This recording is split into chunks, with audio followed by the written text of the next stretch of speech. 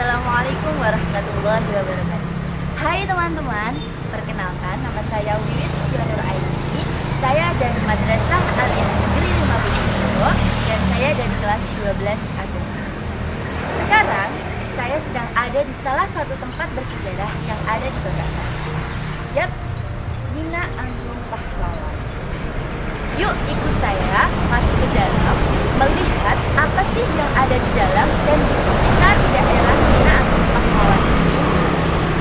Kalau kalian mau, yuk langsung ikut saya. Langgar Mina Anggrung di Desa Kuncen, Kecamatan Padangan, Kabupaten Bojonegoro, Jawa Timur. Dikenal sebagai pusat penyebaran agama Islam pertama kali di wilayah barat Bojonegoro. Hingga kini, Langgar Mina Anggrung masih berdiri kokoh dan menjadi pusat kegiatan keagamaan umat Islam di daerah Padangan dan sekitarnya. Langgar Mina Anggrung berada tepat di dekat Jalan Raya Bojonegoro Padangan. Tak jauh dari Bengawan Solo, langgar atau musola ini memiliki konsep bangunan joglo Jawa kuno. Di bagian belakang langgar, terdapat makam Mbah Hasyim dan Mbah Sabil yang dikeramatkan oleh warga sekitar. Mina Anggrung tidak lepas dari dua sahabat yang konon merupakan penyebar agama Islam di wilayah Padangan. Dua tokoh tersebut yaitu Mbah Hasyim dan Mbah Sabil, merupakan kiai daerah Kuncen dengan mendapat julukan Ketip Hasyim. Sedangkan Mbah Sabil memiliki nama asli Pangeran Adiningrat Dandang Kusumo, berasal dari Kerajaan Mataram, Jogja, sekitar abad ke-17. Beliau dikejar-kejar oleh Belanda dan berusaha untuk menyelamatkan diri ke arah timur, menyusuri Sungai Bengawan Solo dengan mengganti nama menjadi Mbah Sabil. Kedua tokoh tersebut mendirikan pondok pesantren dan suro di Desa Kuncen. Makam Mbah Sabil dan Mbah Hasyim yang saat ini berada sempat mengalami perpindahan makam atau kuburan 3 kali. Kedua tokoh Islam ini dinamakan Sarean Mina Anggrung, sebab tempatnya yang anggrung-anggrung menjulang tinggi di tepi Bengawan Solo. Menurut Kiai Haji Hanifuddin, pengurus Langgar Mina Anggrung, penyebaran agama Islam di daerah Padangan dan Cepu dulunya dimulai dari Desa Kuncen, Kecamatan Padangan. Ia menceritakan, sekitar tahun 1600 atau pada masa penjajahan Belanda, di Desa Kuncen tinggal seorang kiai bernama Mbah Hasyim. Mbah Hasyim dikenal sebagai seorang kiai yang tekun menyebarkan dan mengajarkan agama Islam pada penduduk setempat.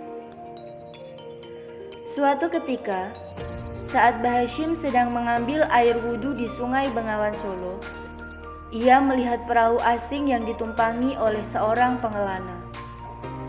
Mbah Hasyim merasa ada yang berbeda dengan penumpang perahu tersebut. Akhirnya Mbah Hasyim mempersilahkan pengelana itu untuk singgah di pondoknya.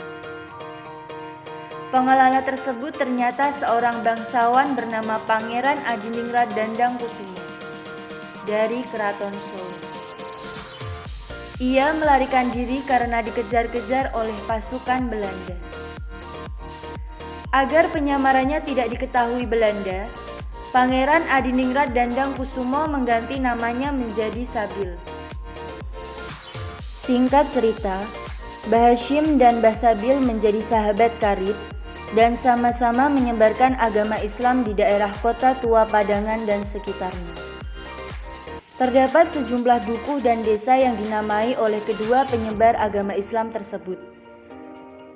Di antaranya adalah Desa Dengok, Dukuh Kalangan, Dukuh Jaraan, Desa Pengkok, dan Desa Kuncen. Para santri yang belajar pada Mbah Hashim dan Mbah Sabil juga cukup banyak. Mereka dari berbagai daerah di Jawa saat itu. Setelah puluhan tahun menyebarkan dan mengajarkan agama Islam, Mbah Sabil dan Mbah Hashim akhirnya meninggal dunia. Kedua ulama ini dimakamkan di dekat Bengawan Solo. Derasnya arus membuat makam aliran sungai mengalami perubahan. Hal itu membuat makam Mbah Hashim dan Mbah Sabil hampir terkikis aliran sungai. Mbah Hashim dan Mbah Sabil juga dikenal dalam usahanya menyebarkan agama Islam.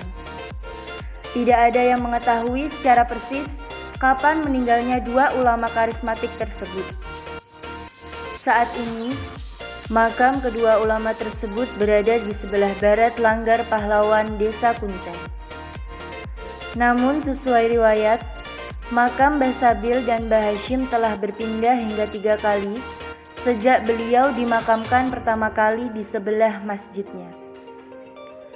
Makam kedua ulama ini dinamakan Sarean Mina Anggrung, sebab tempatnya anggrung-anggrung menjulang tinggi di tepi jurang Bengawan Solo. Barangkali berangkat dari peristiwa inilah Mbah Sabil dan Mbah Hashim dikenal sebagai Mbah Mina Anggrung.